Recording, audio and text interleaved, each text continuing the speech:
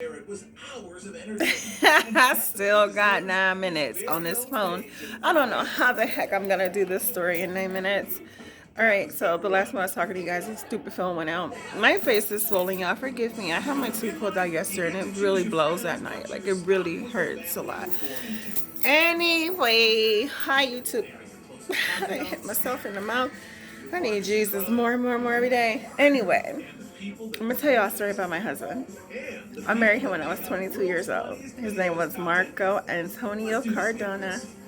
Man, when I tell you, he was a great guy. He was a sweet guy. He was very sensitive, very thoughtful, very caring to people. Um, I met him in a gay club here in Cleveland. My husband was gay. I married my best friend. We never slept together. We would lay in the bed all night and just talk and eat pound cake and drink milk. And we would get up like at 3 in the morning, go to Walmart and buy snacks and act stupid and do stupid stuff. Well, anyway, he rescued me. He had moved to Florida. And one day he had came up here looking for me. Of course, I was caught up in my addiction. I was pregnant with my son, Sammy. No, actually, I know I was pregnant with Angelica. I was pregnant with Haley. And he came up here looking for me. And wind up moving to Florida with him. And when I moved to Florida with him, we wind up getting married. But so I had knew Marco in Cleveland before, so we would like go out on dates and we would like go out to eat dinner or something like that. But it was just like, oh, if I could have any man in the world. He was like a TV guy. He was like romantic and madly sweet, but he was gay. But he loved me, and he said if he would marry anybody, he would marry me, and it was so cute. I used to think about it deeply, like, oh, marry him. I love Marcos. He's so perfect. He's so different.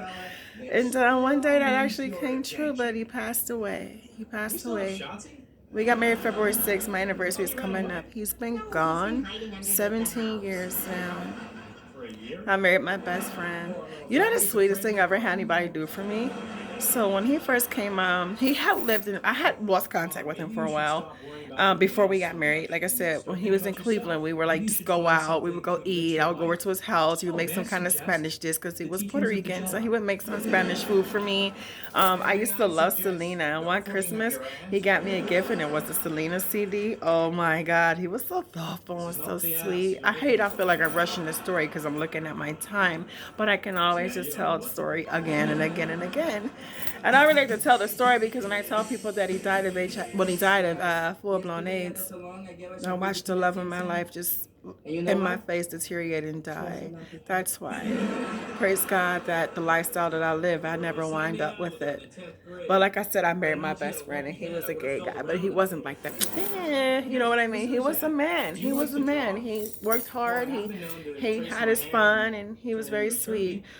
But anyway, so we met, and we were in Cleveland for a while together. Then he wound up moving, and like a few years we would talk. And one year he came up looking for me, just out the blue. He came looking for me, and I was upstairs in my mama house sleeping. And he told me this, he wanted to take me to Florida and take care of me and try to get me better. Everybody tried to get me better for drugs and alcohol, and I happened to be pregnant, and he wanted a family. So he wanted a wife and he wanted a baby. He just couldn't be like with the girl, like, you know, like that and have the baby.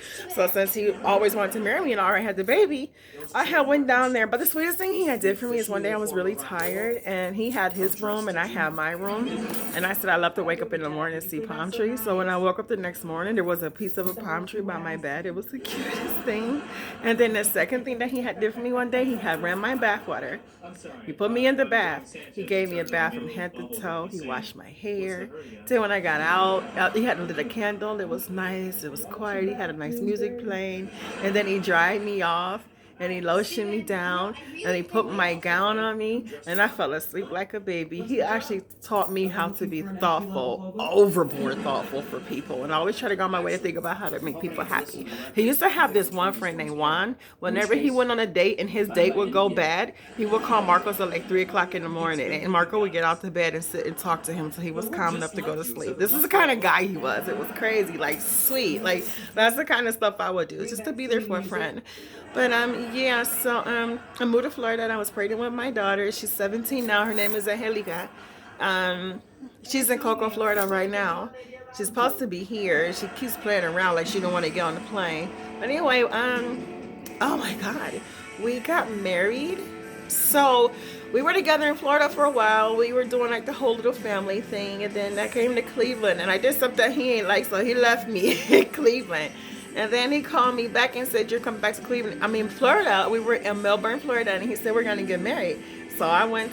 I grabbed my baby Helica because by then I had the baby. I had the baby in Florida, and he signed a birth certificate. So Marco was a dad now. It was so funny. It was so cool. He was so sweet. He made sure we had everything. He was putting up cribs.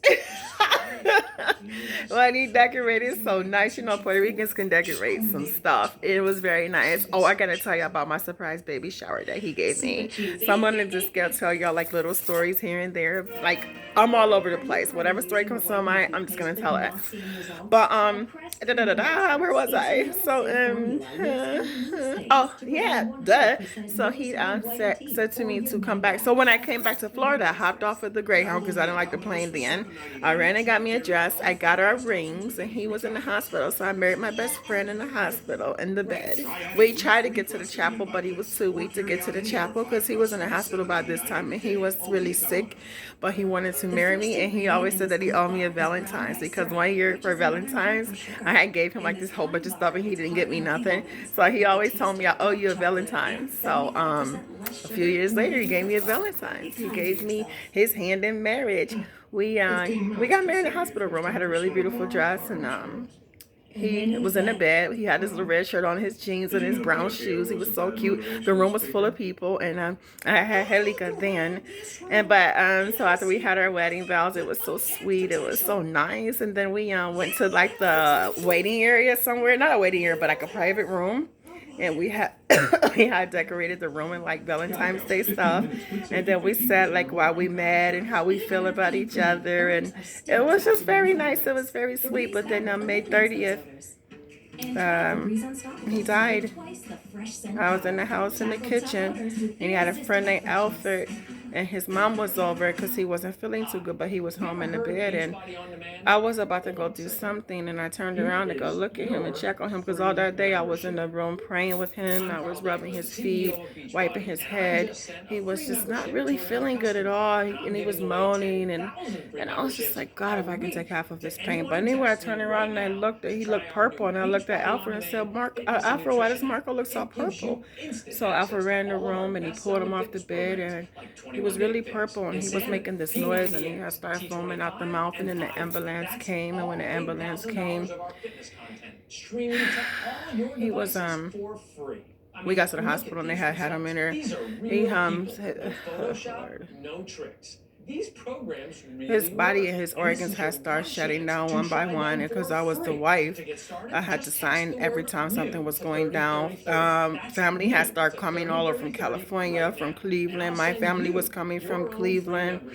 Everybody was coming from Puerto Rico because he was dying. It was over. We were getting ready to say goodbye to Marco. I had to sign and pull the plug, and they promised me that he wouldn't shake. And when I pulled the plug, he shook. And when he shook, I had a nervous breakdown right there on the floor. I hit the floor, and all I remember is just people around me. It was like numb. I couldn't hear. Like when the first time I met him, we were in the club, and I made eye contact with him, and he made eye contact with me. And we both said later on, like a few weeks or months down the line, that the music had stopped. And all I could see was him, and everything was moving in slow motion. He was so gorgeous and so sweet. I was happy to be blessed to have someone like him in my life because he really taught me how to be a really good person. But anyway, it was the same thing when they pulled the plug and I was on the ground. It's like everything just stopped. I just heard people were just moving, but I couldn't hear anything. I just was tripping, and I had to, my husband was gone. I guess I'll continue this story and get a little more in detail with it. But yeah, I married my best friend. And he died of HIV, but I stayed with him, and I stayed by his side like he stayed by my side. I love him so much. He's my best friend. Sometimes I have little dreams about him, and it's like we're always around a garden, flowers, because he always liked flowers and planting and gardens and water. He was like very sweet. He was so cool. I married my best friend, and then he passed away. I was 22. I'm 39 now. I have a good husband now, though. Well, he's not gay. We get to do it. But guys, my phone's gonna go out. But yeah, he's a beautiful guy, and I miss him. So that's one of my other stories. I'll continue that story for you guys tomorrow.